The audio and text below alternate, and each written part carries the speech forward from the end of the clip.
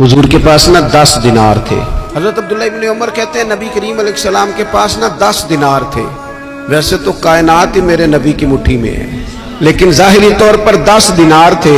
हुजूर एक दुकान पे गए, 4 दिनार का हुजूर ने एक जोड़ा खरीदा, कपड़े खरीदे। वो कमीज हुजूर ने पहनी तो एक अंसारी आगे बढ़ के अर्ज करने लगे, हुजूर मेरा बड़ा दिल कर रहा है, ये मुझे नहीं दे देते आप? तो हुजूर खुश हो गए। ये मेरे महबूब का दरवाजा है कि जब कोई मांगता है तो हुजूर खुश हो जाते हैं। नबी करीम से मांगा, हुजूर खुश हो गए और महबूब ने वो कुर्ता, वो कपड़े उतार के उस अंसारी को अता कर दिए और 4 दिनार के और खरीद लिए, बाकी बचे 2 दिनार।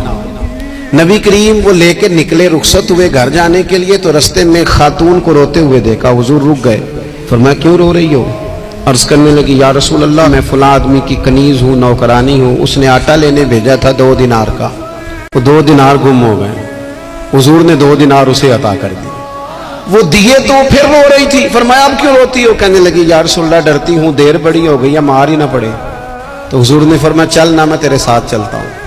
हुजूर उनके घर गए, वो अहले ईमान का घर था जिनकी वो कनीज थी। जाके कहा अस्सलामु अलैकुम, अंदर से जवाब ही नहीं आया। फिर फरमाया अस्सलामु अलैकुम, कोई जवाब ही नहीं आया।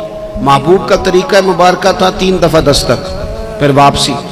तीसरी दफा कहा अस्सलामु अलैकुम, तो वो सारे बोल पड़े वालेकुम अस्सलाम या रसूल अल्लाह। तो हुजूर फरमाने लगे मैंने पहले भी 2 दफा सलाम लिया, बोला कोई नहीं। कहा या रसूल अल्लाह अपने नसीब थे ना कि हम पे सलामतियां भेज कौन रहा, हमने सोचा जरा 3 दफा मिल जाए सलामती।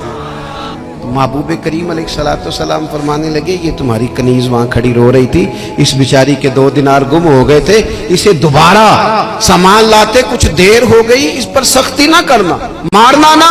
गुलाम कहने लगे हुजूर इस खातून के कुर्बान जाएं जो हमारे करीम रसूल को हम जैसे गरीबों के घर तक ले आई है, मारना क्या, हम इसे आजाद करते हैं, ये आजाद है अल्लाह की रिजा के लिए। ये देखो ये मेरे नबी पाक का अंदाज है। हुजूर निकले तो जनाब अब्दुल्ला इब्न उमर फरमाते हैं रसूल करीम फरमाने लगे शुक्र है अल्लाह ताला का, 10 दिनार थे, एक अंसारी ने भी कमीज पहन ली, मैंने भी कमीज पहन ली और रब ने कनीज को आजाद भी फरमा दिया।